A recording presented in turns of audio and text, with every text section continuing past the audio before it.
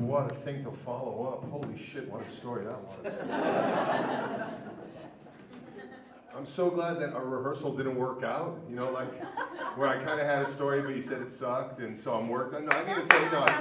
Did I use that S word? You're calling me out. No, okay. No, you said it was a very good story, but try and focus. Okay. So if I would have had a story and be focused, then I wouldn't be able to think now after that. That was pretty intense. I saw Vagina Monologues over here, and I took a friend, and we were two guys, yeah? And we were the only two guys. If you're a guy, you've never been to Vagina Monologues, first of all, you're stupid, because it's vagina everywhere, holy shit. And really proud vagina, and really supportive vagina. And then there's a Tucson Pastorella.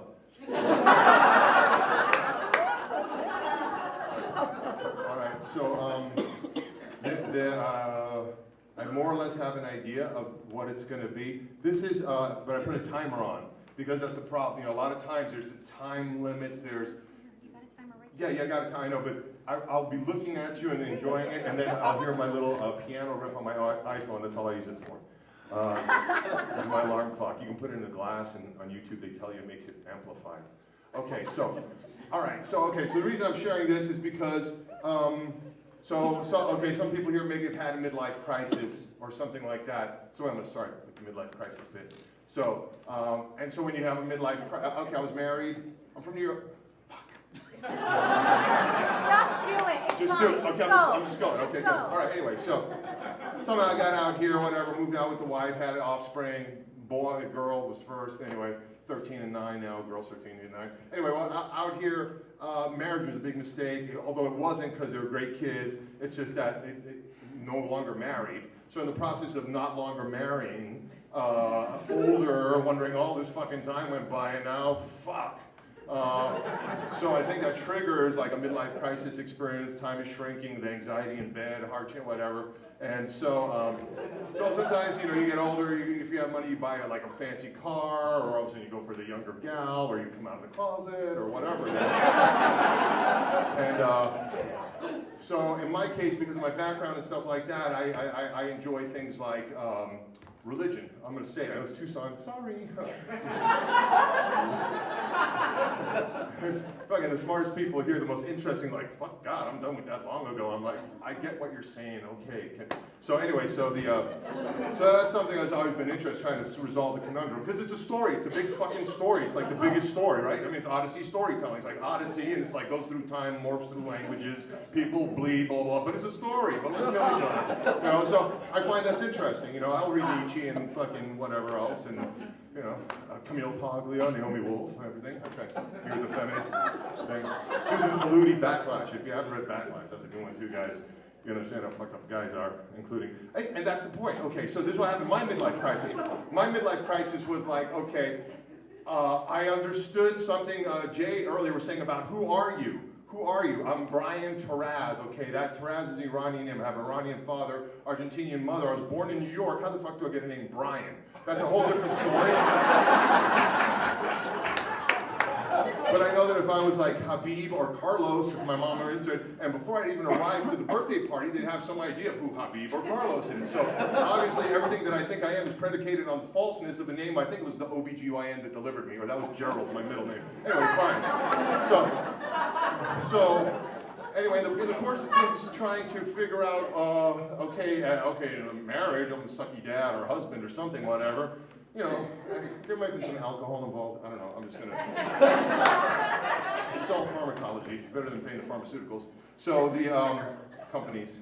Yeah.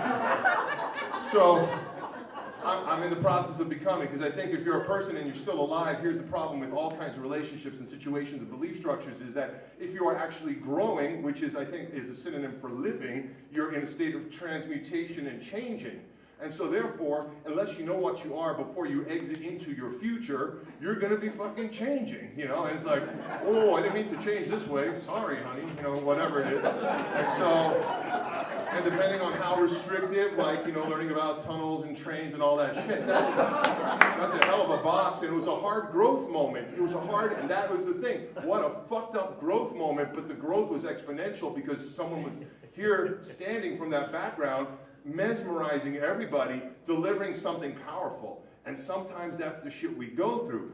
Sometimes as individuals, sometimes as culture, sometimes as whatever. And for me, where I'm living at, growing in New York, coming here, having kids, thinking about the future, watching this fucking Hubble telescope, its stars, and fucking fish down in the fucking deep with eyes by vents. Oh, this is a lot of shit to have. They didn't have that 50 years ago. You know, you had Dick Van Dyke, you know, sufficient of a worldview. You have internet, iPhone, I this, I that. Anyway, so these things, unfortunately, I have nothing better to do at the time as life is deconstructing and, you know, economically speaking, things are fucked and kids are growing and I don't know what I'm gonna do. To think about shit like that, you know, and sort of do a cocktail of Bible, Quran, Bhagavad Gita, Nietzsche, fucking Wittgenstein, Mad Magazine, Daily Show, you know. And shaken, not stirred. So that all kind of, so I ended up, a long story short, so I ended up, my midlife crisis manifested itself in the form of a t-shirt.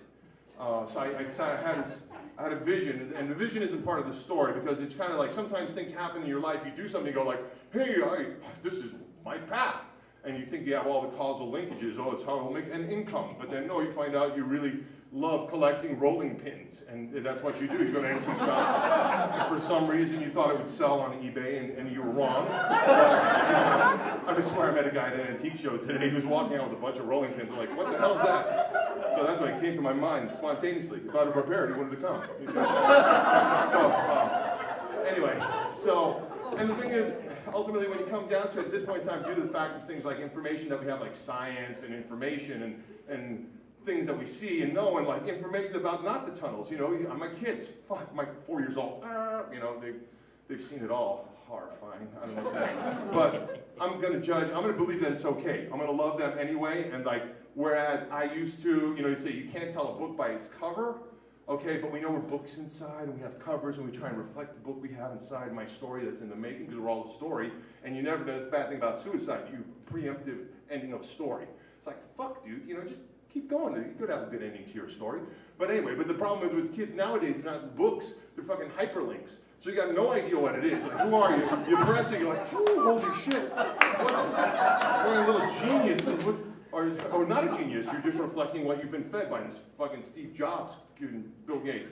Anyway, right, so yet one looks at the world and one says it's not good for people to be hurt and things, and why? And I like God. It's like, oh, look, it's not working out so good. And so, and then I figured, okay, sometimes what happens is you got to do something like Odyssey story. It's Odysseus, right? Dun, dun, dun, you know. And then we have people do things, and like Nelson Mandela, second for Nelson Mandela, who passed away today. Yeah. So now there's a real life guy, right? Okay. So the thing is, I figured out for myself, it's okay, well, what's everyone waiting for? You always say, oh, I remember what happened. It was Time Magazine, Saddam Hussein, picture on there, is this the face of evil? And then, you know, as a kid, William Peter Blatty, The Exorcist. When I was a kid, I read the fucking book. What a mess that was. And then see things like The Omen and AC/DC on a highway to hell and Kiss, you know, fucking hotter. And all of a sudden, hell was the best thing to do. I mean, fucking, everyone's like, hell, this is great, you know. It's like, nobody wants heaven. It's like heaven boring shit, you know. So have a fire sale and all stuff. So I'm trying to figure out, I'm like, what the fuck is going on? So I figured out, okay, so there's a concept. People talk about the second coming. Right? It's in the storyline, okay, just in case, you know, whatever. There's a book you haven't read since the 70s because of, you know, Dr. Spock. That's a pseudo-intellectual sarcasm attempt. Anyway, so right, but everyone's like looking for messiahs, you know, and if you believe in God, you know, you want to be the good guy. You want to say, hey, I did something good for God, or God's like, fuck you, I don't need you. It's hard to hear that. Especially when you talk a lot.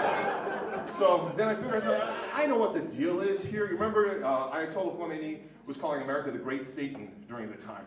I'm like, wow, that's kind of weird. You mean they were bummed out, like for in Saudi Arabia, that they all wear these things, they're very modest, and then American service girls show up there and they're on bikinis, and the guys are all like, woohoo, fuck the Quran, and they're pissed off. I mean, so it's a kind of, I was like, well, let me be objective here. Yes, I guess America is kind of a mammonistic kind of society that's self-indulgent and lucre-oriented and stuff like that and whatever, but I'm an American, I love it. It's a great fucking place. Vegas, that is heaven on earth, let's face it. What the fuck is Vegas? It's every place resurrected at the same time.